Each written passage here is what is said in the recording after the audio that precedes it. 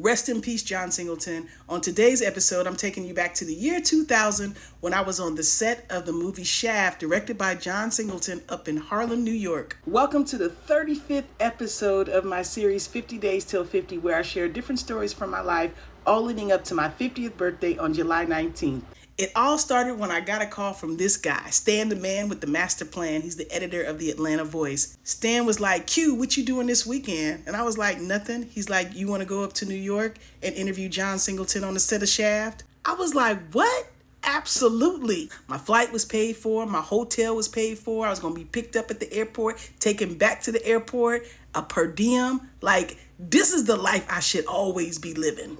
Before I got to New York, I put in a call to Ev. Ev was the producer of my MTV Fanatic episode. She lived in New York, and now she worked for the Queen Latifah show. So I was like, yo, Ev, I'm coming to New York. I'm going to be doing this thing on the set of Shaft. And she was like, yes, maybe we can hook up while you're here. Now, this trip had absolutely nothing to do with Whitney Houston, but that didn't stop me from praying to God and asking if some kind of way that I could see Whitney Houston on this trip. I mean, it's in New York. She lives in New Jersey. It's not that far away. It was a long shot, but that was my prayer. Now, keep in mind, the last time I had seen Whitney was 6 months prior to this on the My Love Is Your Love tour in Chicago. So me even asking God to see her again was a bit greedy. I was always looking for another opportunity to see Whitney, so I was gonna ask. Which leads me to my next phone call, which was to Robin Crawford.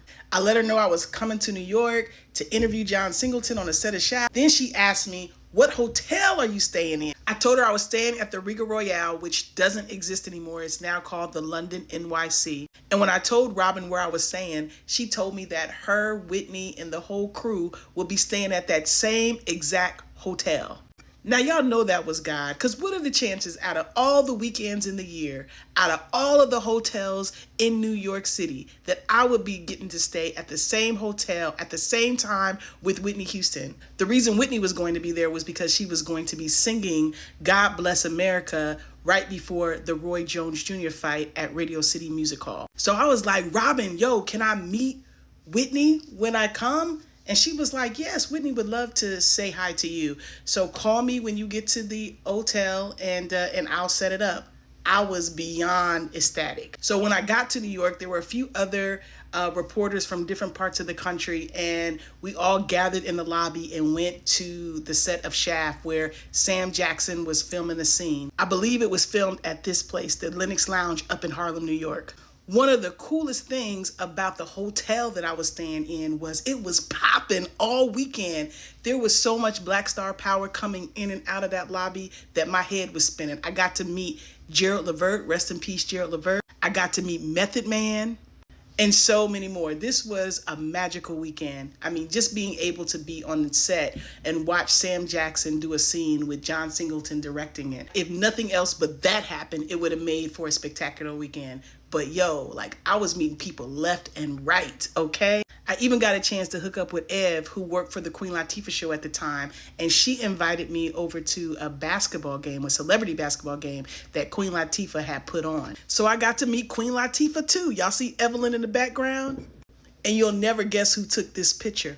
Robin Crawford. Can you believe it? She was at the celebrity basketball game. I'm not sure if she played in it or just came to see it, but this was afterwards where they had like food and, you know, a gathering, like a after set of some kind. So I'm staying in a fancy hotel and I got to be on set and see a scene being filmed with the iconic Sam Jackson, which all led up to the best moment of the trip, seeing Whitney Houston again. I got a picture with Bobby. He was asking me for some lotion, and look close to his hands. You can see why. Then I got a picture with all of them, Robin, Whitney, and Bobby Brown. This was one of the best weekends of my life. I'll never forget when I saw Whitney in the lobby of the Regal Royale and she came around the corner with her hand over her mouth, chanting my initials, QT, QT, QT. Yo, Whitney Houston was chanting my name, y'all. She gave me so much love and I will always be grateful. So this made 3 encounters with Whitney Houston in probably like 12 or 13 months. So I was finally like satisfied for a minute. And it would be many years before I would see Whitney Houston again.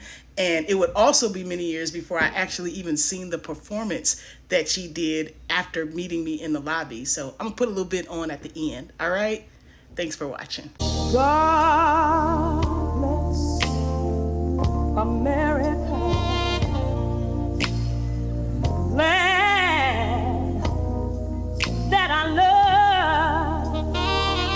Lord, stand beside her and guide her through the night with the light from above.